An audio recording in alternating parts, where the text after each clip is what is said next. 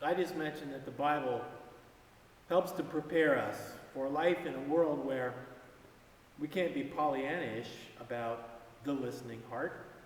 We need to also be wise to look out for the negative, to pick those things up, intuit them, to hear them. A teenager loses their keys and her mother chews her out and calls her irresponsible and so forth. Later that day, that mother loses her keys. A government official builds his career on family values, condemning in political and religious terms all those whose lifestyles deviate from his own views. And he's discovered at an hourly rate motel with an underage girl. You're visiting a local shelter for abused women and children. You observe an exhausted mother snap at her 7-year-old son. One more word and I'm leaving you here and never coming back.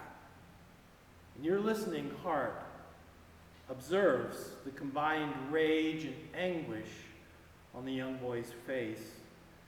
And you're realizing that you're seeing a future batterer in the making. You hear of the high incidence of cancer and the destruction of plant and animal life in a low-income area affected by nearby factories dumping chemicals into a river. Listen to your own inward life through prayer. Listen to Scripture. Listen in and through Scripture. Listen to the wisdom gained from family and culture. Listen to other cultures and enjoy the dissonance. Oh, as much as you might enjoy a musical chord with a dissonant note. And as a preacher and as a giver of sermons, I need to be a good listener to the listeners. Listen to the events of our community. Listen to your own goodness.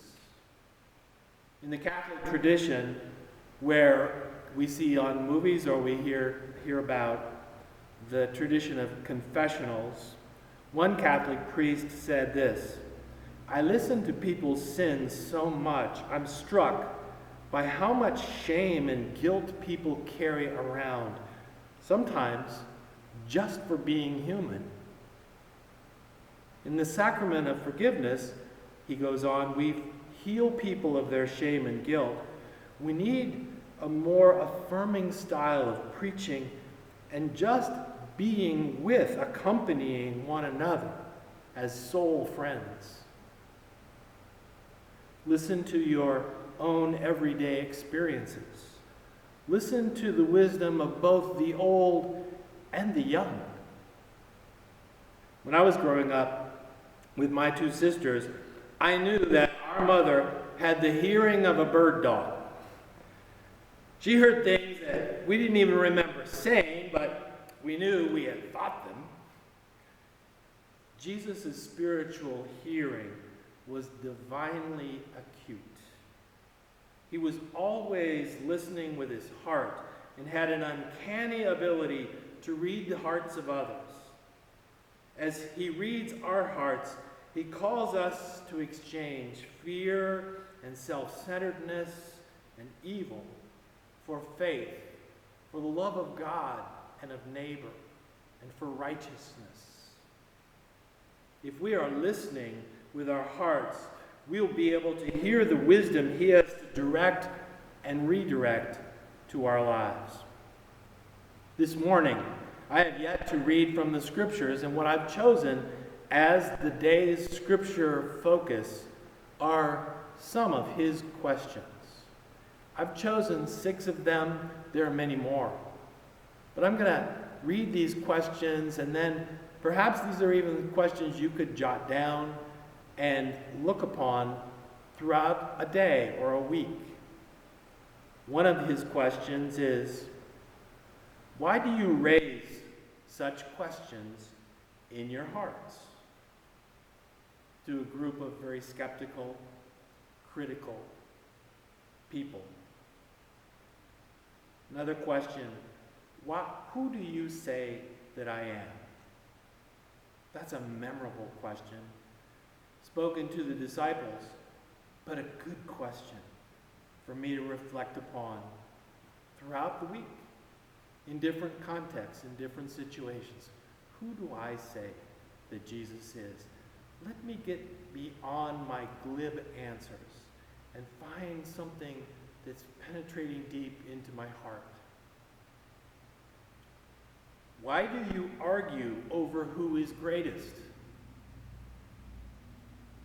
Another question, what is the one thing that you lack? Where is your faith?